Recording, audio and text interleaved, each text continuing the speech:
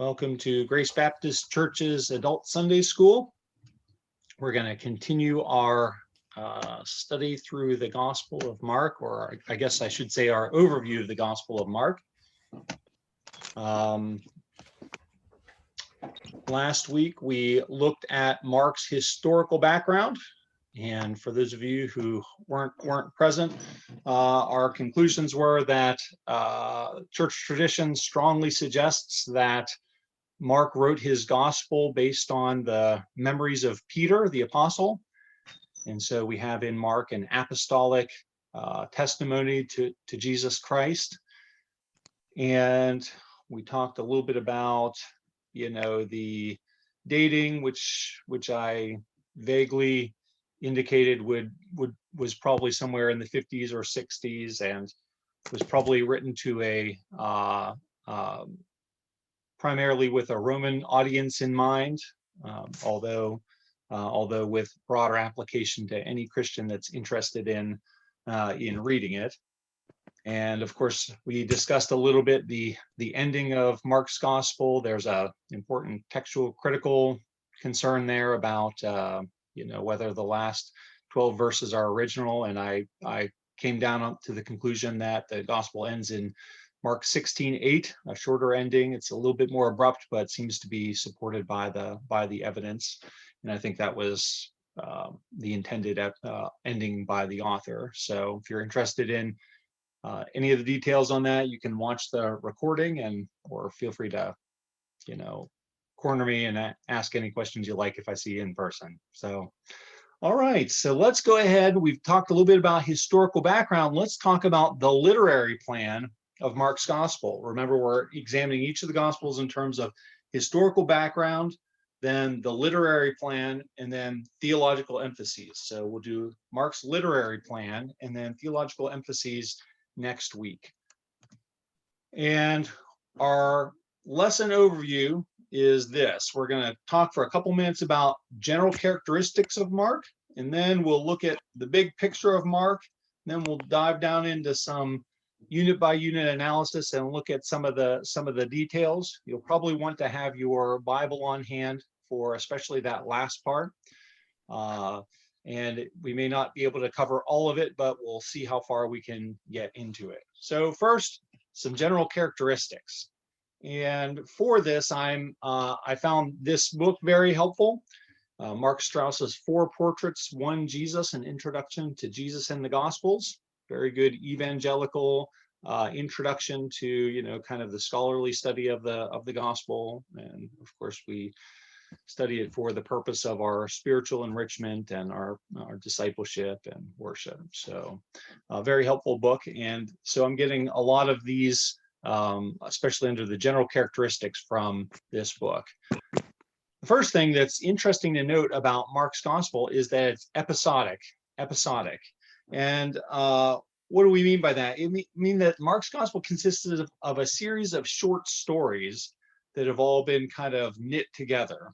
And it's interesting, especially in light of if you compare it to like an Old Testament narrative, or you compare it to John's gospel, you see that, you don't have to write your narrative in, these kind of short snippets all stuck together. For example, in the Old Testament, if you read 1 Samuel, you see Samuel and Saul, and then you see David, and these stories kind of go on, and there's of course different sections to them, but they tend to extend for quite a ways, and that's very different because when you get to Mark's gospel and the synoptic gospels in general, you have just this short story. Jesus heals someone and the crowds are amazed. Jesus forgives sins and people are upset. And each one's kind of standalone, and they're all kind of brought together by each gospel writer, in a way that best communicates their themes. So, but it's just interesting to note that other than the Passion narrative, which is a little bit more extended and has a little bit more connectivity between the scenes, each one kind of is a standalone scene. So it's episodic. And here's just an overview of an example here. For example, if you look at Mark chapter 2, verses 1 to 12, the healing of the paralytic, right? So Jesus heals the paralytic, and then we're on to a completely different story, the call of Levi. Then we're on to a completely different story, the question of fasting, then plucking grain on the Sabbath, the man with the withered hand, right? There's just all these discrete stories, and they're arranged slightly differently in each gospel, but consists of these individual episodes. Another characteristic that's really, really helpful to note is this characteristic, which I'll call the Markan sandwich. The kind of long technical name is intercalation, which is basically just, and it means an insertion. And it's where we have Mark will start one story and he'll get partway into it, and then he'll insert something, a different story in the middle, and he'll tell that story, and then he'll go back to the first story and finish it. So just like a sandwich has the bread and then the peanut butter and jelly and then the bread on the other side, Mark has this tendency to start one story, tell a different story, and then go back to the first one. And here's some examples. This is again from Mark Strauss's book. Note the one at the top, symbolic judgment against the temple and its sacrificial system in chapter 11, verses 12 to 25. First, we see Jesus curses the fig tree. Then Jesus goes in and cleanses the temple. And then they pass the fig tree again, and there's a discussion about the fact that the fig tree was withered, right? And the temple cleansing is inserted in the middle of this story about the fig tree being cursed. What's absolutely fascinating about that is when you see this story told in Matthew, Jesus curses the fig tree and it withers, and they have the discussion all right at one time, right? He's kind of brought that together so that they can deal with that topic and then move on to the cleansing of the temple. But for Mark, the temple cleansing's been inserted in the middle, and it's because we should see these as mutually interpreting. So, the cleansing of the temple, what's the problem there? Well, the temple had all this appearance of fruitfulness, worship, etc., but there was really not the kind of things that God wanted from them, right? And so the fig tree represents the temple with the fact that it was bearing these leaves, but there wasn't any fruit on it. So think of let's go down to we'll go down to the last one for the sake of time, the importance of faith. Mark 5:21 through 43. First, we have Jairus come up and say, my daughter's at the point of death, come and heal her. And then you have this healing of this woman comes up and touches the hem of his robes, and she's healed. And then it turns out Jairus' daughter died, but Jesus goes and raises her from the dead anyway. And and we should see these as related to one another. This one's particularly interesting because in Mark it says that the woman suffered from the flow of blood for 12 years. And then it says that the daughter was 12 years old, right? Kind of cluing us in to see these as belonging together. Similarly, also, Jesus tells the woman, your faith has healed you, go in peace. And then when the guy comes and says, Jairus, don't bother the teacher, your daughter's dead, Jesus says, don't fear, only believe, right? So we see faith is the link that takes these two stories together. And these are especially powerful if you can imagine them being told, or maybe the gospel being read, how it builds suspense for the hearers by one story starts and then you're interrupted. And then here's another story. And then we finish the first story, and they're supposed to be mutually interpreting. So just something to keep your eye on when you're reading Mark's gospel is the Markan sandwich or intercalation. Thirdly, interestingly, Mark uses these sets of triads. He loves these series of three. Let me give you an example of this, some examples of this. First, there's 3 boat scenes with the disciples on the lake. There's 3 seed parables in Mark chapter 4. There's 3 passion predictions on the way to Jerusalem. Jesus tells his disciples to watch and pray 3 times in the Garden of Gethsemane, and Peter denies Jesus 3 times. I just find that very, very interesting. I hadn't noticed the extent of that until I was preparing this week, but one of the characteristics of Mark's narrative is he loves to repeat things 3 times to help you, help you see it, help make it clear to the reader. So those are just a couple of general characteristics to keep in mind when we're reading Mark's gospel. Let's do a little bit of a look at the big picture of Mark's gospel now. We're going to look at the big picture of Mark's literary plan. And first thing that I'd like to mention, here's just a couple of details about it. I, Mark's gospel is a little difficult to outline because you just have these series of stories, and you're trying, at least for me, when I'm trying to look at it, it's hard to see what's the general structure of it.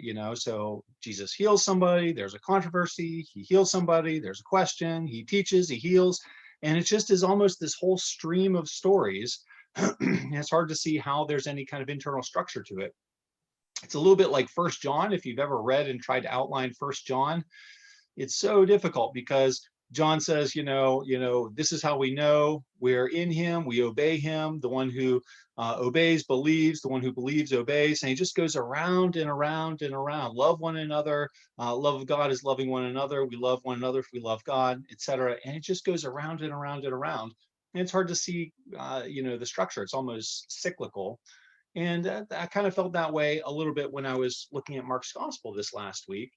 Nevertheless, it seems to cycle through a couple continuous themes that run throughout the gospel, and it's almost like a braided cord, right? When you have a braid, you take this one thing and then you put the other one over it, put the other one over it, go back to the first one, go to the second one, go to the third one, and you just keep cycling through the various threads. And there's a couple of themes that run throughout the gospel that seem to keep the threads running together in the middle. The first one is that Jesus manifests the kingdom of God through his miracles and teaching. Jesus manifests the kingdom of God through his miracles and teaching. And we see this throughout his public ministry, especially, but even on the trip to Jerusalem, there's miracles, there's healings, there's teaching, and this is a manifestation of God's promised kingdom that was promised in the Old Testament. Secondly, the disciples, especially in Mark, are constantly responding with fear and misunderstanding. The disciples just do not understand. I mean, they get it, but they don't. They're not opposed to Jesus, but they just don't understand what he's up to. And so this is another thread that just keeps on appearing over and over in the gospel. And then thirdly, the Jewish religious leaders respond with opposition, and that's a third thread. And so we see Jesus will do a miracle, and then the disciples misunderstand it, and then he teaches, and the religious leaders have a controversy with him, and then the disciples don't understand it, and then Jesus teaches and does miracles. And that's like this braided cord that runs throughout the whole gospel. Now, also, there is this theme of Jesus overcoming nature, sickness, death, demonic powers through his miracles and teaching. But what's really interesting is that doesn't seem to be at the heart of the gospel. What's at the heart of the gospel is how do human beings respond to the Messiah? The demons, they're kind of set, right? I mean, there's no like redemption of demons in any of the gospels or even in the Bible at all. But it's the human beings who have to make a choice as to whether they're going to walk in faith or unbelief. And I think that's because these stories challenge the reader to see Jesus as the Son of God and to respond to him with faith and obedience. And by showing the disciples misunderstanding and responding with fear and the opposition to him, we're shown all these negative examples to show us that these are the way that people, don't or shouldn't respond to the Messiah. Rather, we should respond in faith and obedience. So that's kind of the continuous themes that run throughout the Gospels. And then Mark weaves these themes around a couple of different features that give shape to the overall message. One of them is the geographic references. I've mentioned in the past that in John, we see Jesus goes to Jerusalem and other places multiple times. But in the Synoptic Gospels, we have first a Galilean ministry and then a Jerusalem ministry. And since it's not simply a record of just what happened, we have to see that that's part of how the Synoptic Gospels have shaped their message. Jesus' public ministry as represented by the works he did in Galilee, and then his passion and final ministry in Jerusalem. And that's part of how they've shaped their message. There's these thematic changes. For example, after Peter's confession, the cross becomes this major thing that is up and coming, and it casts a shadow throughout the whole second part of Mark, and that provides part of the structure of it. The beginning, Jesus is doing these miracles, and people are responding to him, and in the second half, he's going to the cross. So the thematic changes help to provide the shape of the message. And then there's certain literary features such as things that are repeated and collections of related stories and things like that. So let's go ahead and look at the big picture, and we'll walk through it bit by bit. And you'll notice it says the blue square says Mark 1 through 8. These are, I'm just giving the chapters because I don't want to overwhelm you with all the details and it's not all that helpful anyway. So I'm just going to go by the chapters for the most part. So we see, first of all, that the gospel is divided into two parts based on geography and thematic emphases, with Peter's confession as the hinge. And we noted that this is very similar to what we find in the gospel of Matthew. We noted that a couple weeks ago. So the first half, Mark 1 through 8, Jesus is shown to be the mighty Messiah through his deeds, his teaching. He's constantly amazing